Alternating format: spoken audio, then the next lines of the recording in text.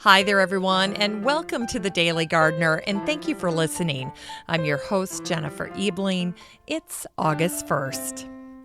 Today we celebrate an English poet who didn't want gardens to be monetized.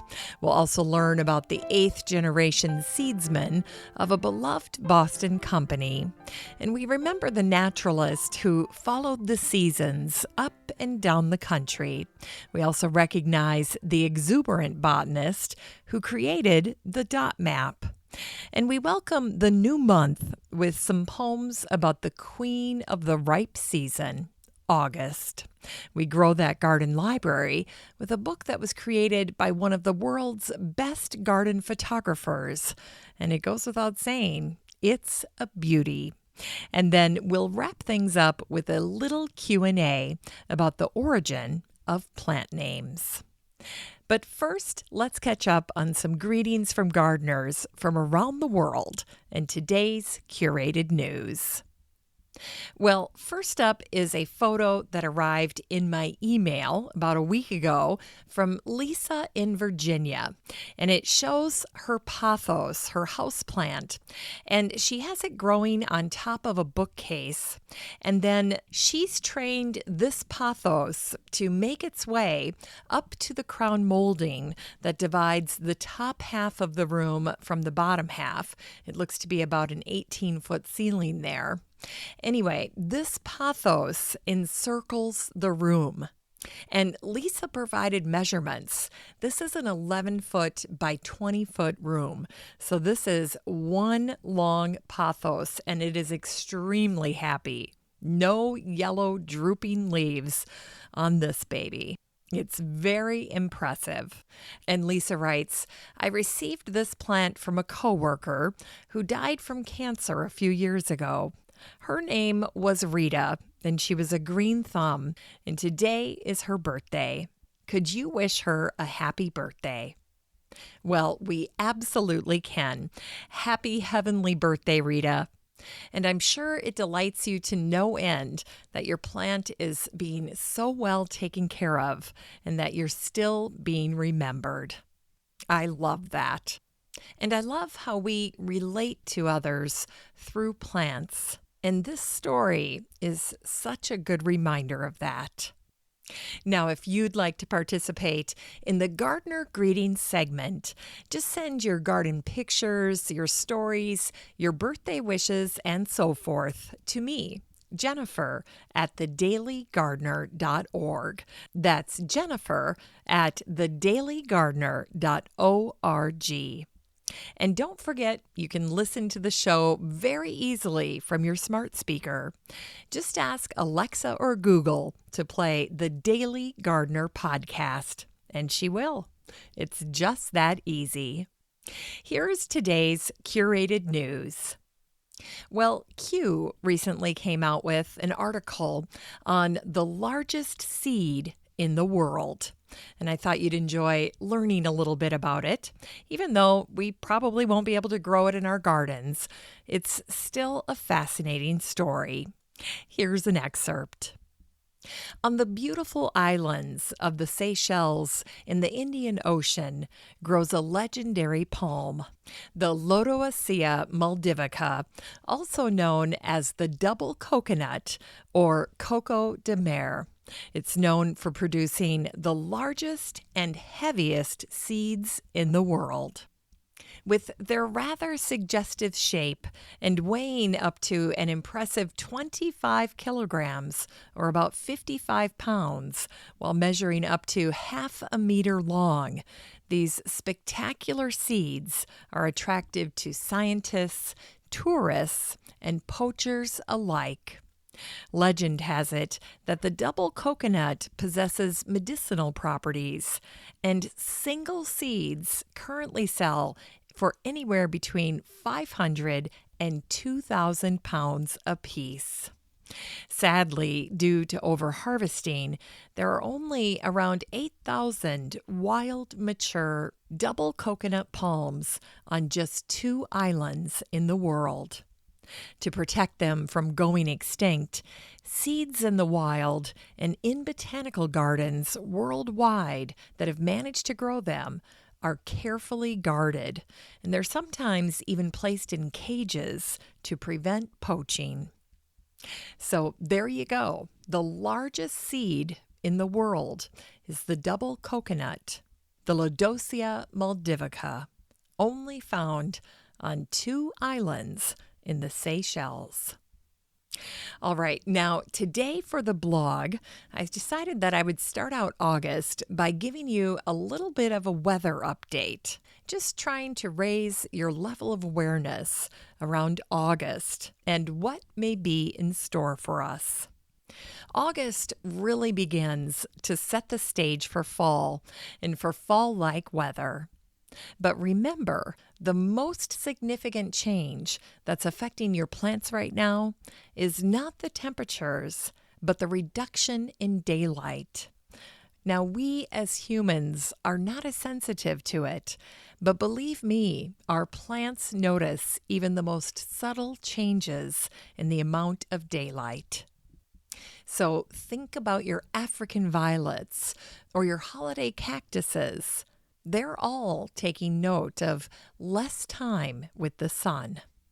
And all through August, the length of daylight starts to rapidly decline as the calendar approaches the autumnal equinox in September, the day when there's 12 hours of daylight and 12 hours of night. And here's an interesting factoid.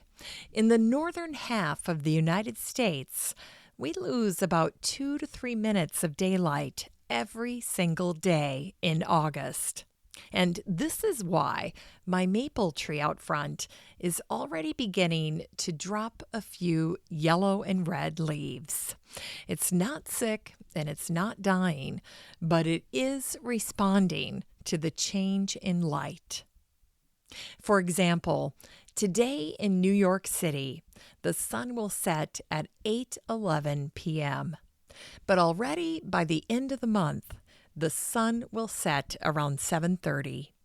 And in Seattle tonight, the sun will set around 8:45. But by the end of the month, it will set almost a full hour earlier. Now, in addition to the amount of daylight, the last full month of summer brings many changes in the weather. Hurricanes begin to get active later in August. In a typical year, August brings triple the number of named storms compared to July. And if you look at the number of storms during the summer, August's total would be greater than June and July combined. And the Rockies and Alaska usually get their first snows in August. You know, in years past, August is such a busy time. We're getting the kids ready to go back to school. We're trying to squeeze in the last little bit of fun before everyone goes back to their old routines. But now this year, a year when we're all forced to slow down and be more mindful, perhaps we'll also be a little more sensitive to the dramatic changes that August brings. Well, before I close out the garden news segment, I wanted to ask if you're growing gladiola. These plants are also commonly called the sword lily because gladiola is Latin for small sword. In fact, in Victorian times, the gladiola meant "you pierce my heart." It's one of my favorite little snippets from the language of flowers, the gladiola, "you pierce my heart." Now, the next time you're around a gladiola, and if you happen to have any kids nearby, you can point out this nifty little fact. Plants in this family produce parts in multiples of 3. So you'll see 3 sepals colored to look like petals, and then 3 true petals and 3 stamens. Easy to identify parts of the gladiola, and it's something you can easily share with the kids to get them more involved in the garden. All right, that's it for today's gardening news. Now, if you'd like to check out any of my curated news articles and blog posts for yourself, you're in luck because I share all of it in the listener community in the free Facebook group for the show, the Daily Gardener Community. So there's never a need to take notes or hunt down links. The next time you're on Facebook, just search for the Daily Gardener Community and request to join. I'd love to meet you in the group. Here's today's brevities. Today is the anniversary of the death of the English poet Richard Savage, who died on this day in 1743. Richard once wrote about a practice among the wealthy. They allowed their servants to show their gardens in exchange for money. Even the Queen let her Richmond garden and cave to be viewed for a sum. It was a practice that greatly distressed Richard.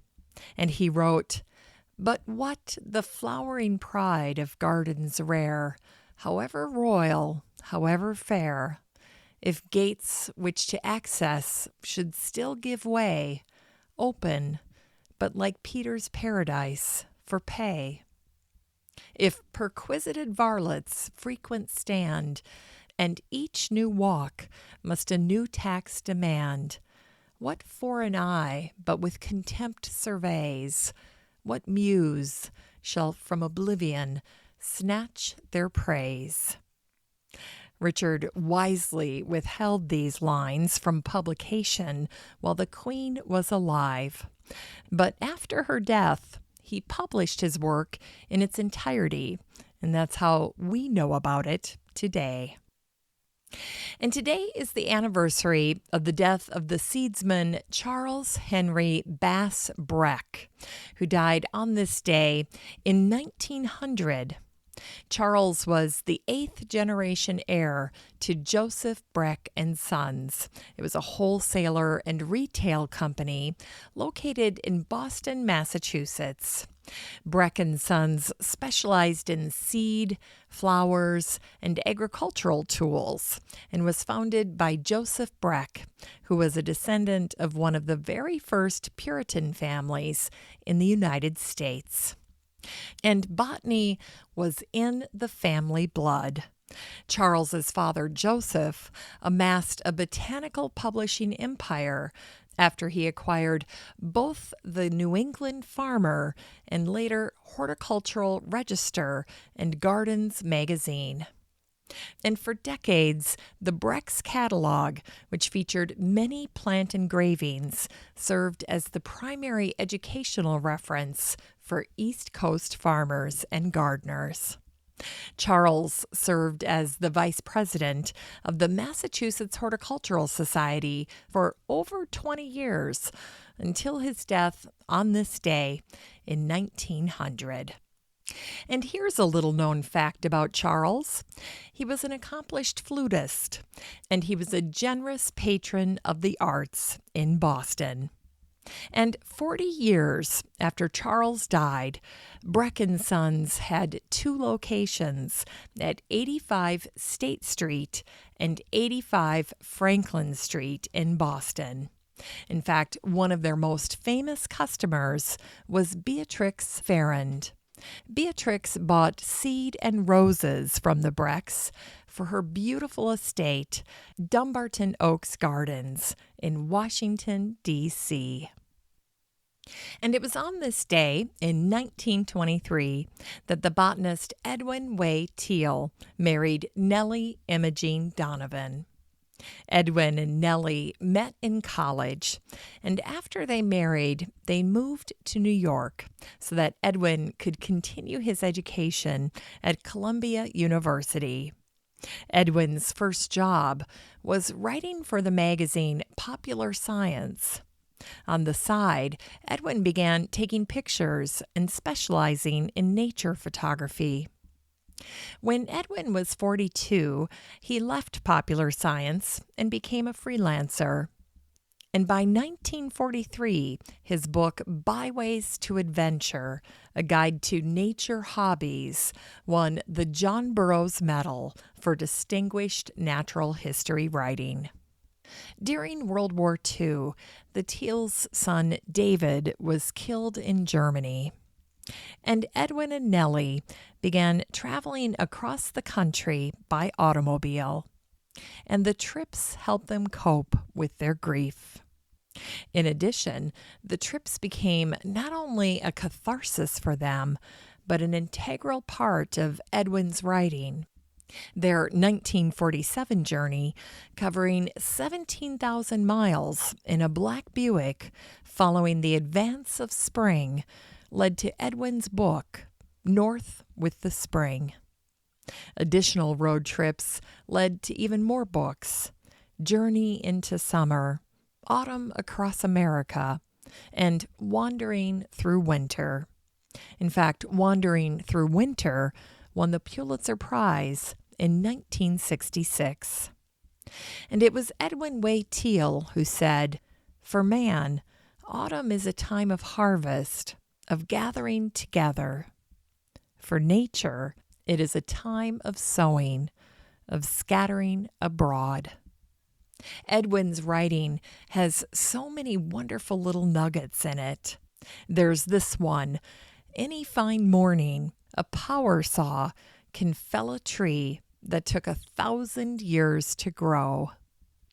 And then there's this one: nature is shy and non-committal in a crowd.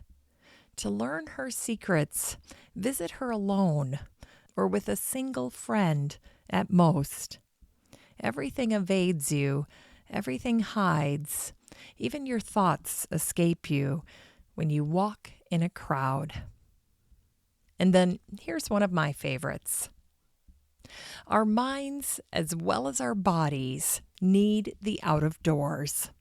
Our spirits, too, need simple things, elemental things, the sun and the wind and the rain, moonlight and starlight, sunrise and mist and mossy forest trails, the perfumes of dawn and the smell of fresh turned earth, and the ancient music of wind among the trees. So beautiful. And today is the birthday of the botanist Franklin Hugh Perrine, who was born in London on this day in 1927. Frank was the best kind of botanist. He possessed the eagerness of an amateur and the training of a true professional. He also had a phenomenal memory for plants, and at heart, he was a conservationist. In 1962, Frank, along with his mentor and friend Max Walters, wrote The Atlas of British Flora, which some have called the most important natural history book of the 20th century. After Frank got his PhD from Cambridge, Max, who was the director of the university herbarium, invited Frank to map the distribution of all the wildflowers, trees, and ferns of England and Ireland. The year was 1954, and it was a very ambitious and groundbreaking project, to say the least. Well, Frank said yes, and that's how Franklin Perrine became the first person to create a dot map. And thanks to the help of countless citizen scientists, Max and Frank successfully mapped all of Britain's plants in under 5 years. And that fact is even more impressive once you know that how they did it was to split the entire country into 10-kilometer squares. They made a grid, and then they and their army of volunteers, they went in there and mapped every single 10 by 10 square.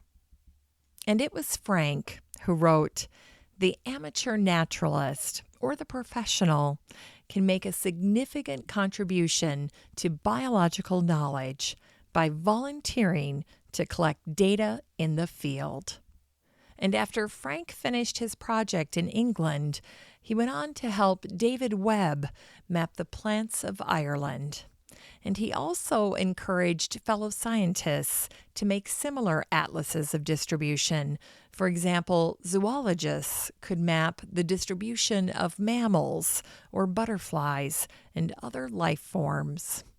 Personally, Frank adored leading groups of people on field trips by any means available, bicycle, train, or foot.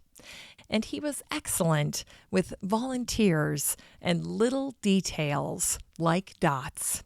But he wasn't considered to be a strong strategist. In an unpublished 1965 biographical sketch, Frank said, "I rarely, if ever, relax, and I read perhaps 2 novels a year, at Christmas and during the summer holiday, nearly always spent abroad. My favorite reading is Jane Austen and Dickens. Take one of the latter on each long journey. I remember reading Pickwick in the Pickwick Hotel in San Francisco." And here's a charming little snippet about Franklin's personality from a botanical standpoint that was captured in a recent Twitter exchange. On September 14th of 2018, the fanatical botanist Mick Crawley posted that he was, quote, botanizing from the train. Some species are so distinctive that you can identify them with confidence, even at high speed. The triffid-like climber that scrambles over so many railside fences covered with masses of tiny white flowers is Falopia balchuanica, or the silver lace vine. Well, Mick's tweet drew the attention of the chief executive of the Cumbria Wildlife Trust, Stephen Trotter, who replied, "Reminds me of the late Frank Perry, who, when botanizing from a car, defined species as being 30, 50, or 70 mile per hour plants." To which I replied, "I love this insight. Plant ID at high speeds. What a concept." So hats off to Franklin Perry for the new botanical sport. And it's actually something we can safely do during the pandemic. Jump in the car and see which plants we can identify at 30 miles per hour, 50 miles per hour, or 70 miles per hour. Sounds fun. In Unearthed Words, today, August 1st, is Lammas Day. Lammas was a festival that celebrated the annual wheat and corn harvest. And after Lammas Day, corn ripens as much by night as by day. And Lammas is a cross-quarter day, a day between an equinox and a solstice. In this case, Lammas is the midpoint between the summer solstice and the autumn equinox. And here are some poems to welcome August. This first one's from the English poet and clergyman R. Combe Miller, and it's called Fairest of the Months. Fairest of the months, ripe summer's queen, the heyday of the year, with robes that gleam with sunny sheen, sweet August doth appear. And this next one is from the American editor and journalist Helen Winslow. The brilliant poppy flaunts her head amidst the ripening grain, and adds her voice to sell the song that August's here again. And this last one is from the American writer and poet Celia Layton Thaxter. Celia grew up on Appledore Island. Her dad built a hotel there, and it became a hub for creatives and a muse for many. On the island, Celia tended a lovely cut flower garden, and she also wrote a book called An Island Garden. Here's her poem called August. Buttercup nodded and said goodbye. Clover and Daisy went off together. But the fragrant water lilies lie yet moored in the golden August weather. The swallows chatter about their flight. The cricket chirps like a rare good fellow. The asters twinkle in clusters bright, while the corn grows ripe and the apples mellow. It's time to grow that garden library with today's book, In Bloom by Nop Min No. This book came out in 2016, and the subtitle is Creating and Living with Flowers. And I love what the New York Times Book Review said about Nop's book. The first reason to buy the book is Nop Min No is one of the best garden photographers at work these days. She's as hypnotized as anybody by the heartbreaking simplicity of a dogwood blossom as its petals unfurl. But what sets her apart is her ability to convey with a camera how much that moment means to her. The photographer Nop Min No celebrates people who make beauty their life's work. And here are some of the people that are featured in Nop's book. The textile and wallpaper designer Nisha Crosland, who covers the walls of her London house with chinoiserie-style flowers. The potter Frances Palmer imprints clay vessels with the vivid dahlias from her Connecticut garden. The horticulturist Umberto Pasti celebrates Morocco's rich floral history in tile and fabric. The painter Claire Bosler rings rooms with floral murals in her French chateau, while in the Bronx, Livia Setti cuts, dyes, crimps, and folds paper into exquisite flower arrangements. And each of these places is wondrous, and Nop's enchanting photographs invite us in. The Dallas Morning News wrote, "Oh, the dahlias! Oh, the aged Moroccan tiles! Oh, the coppery brown irises! In Bloom is about creative types whose work life revolves around flowers. And for most of them, their lives, period, revolve around flowers. Certain flowers, all flowers, fresh flowers, even dead flowers." This book is 224 pages of floral inspiration from one of the best botanical photographers of our time. I love all of her books. And you can get a copy of In Bloom by Nop Min No and support the show using the Amazon link in today's show notes for under $30. Finally, here's something sweet to revive the little botanic spark in your heart. On this day in 1950, the Ithaca Journal out of Ithaca, New York, published a question from a reader. The reader asked, "Please list a few plants that are named for people." And here's what was in the paper. The poinsettia was named for Joel R. Poinsett, a famous statesman. Wisteria is named in honor of Caspar Wistar, a distinguished physician and scientist of Philadelphia. Leonard Fuchs, a German botanist, discovered the plant known as the fuchsia, while William Forsyth, a Scottish botanist, is responsible for the name forsythia. The name Louis-Antoine de Bougainville, a French soldier and explorer, is perpetuated in the Bougainvillea. And the Paulownia is named for the Grand Duchess Anna Paulowna, daughter of Tsar Paul I. Thanks for listening to The Daily Gardener, and remember, for a happy, healthy life, garden every day. The Daily Gardener is produced in lovely Wyoming, Minnesota with the help of Paige Mance, Brooke Bierbaum, Kiana Rayleigh, Maddie Doyle, Natalie Decker, and Eric Begay. You can find The Daily Gardener on all your favorite social media. You can follow the show on Instagram, and listeners always have a standing invitation to join the free Facebook group for the show. Just search for Daily Gardener Community the next time you're on Facebook and request to join.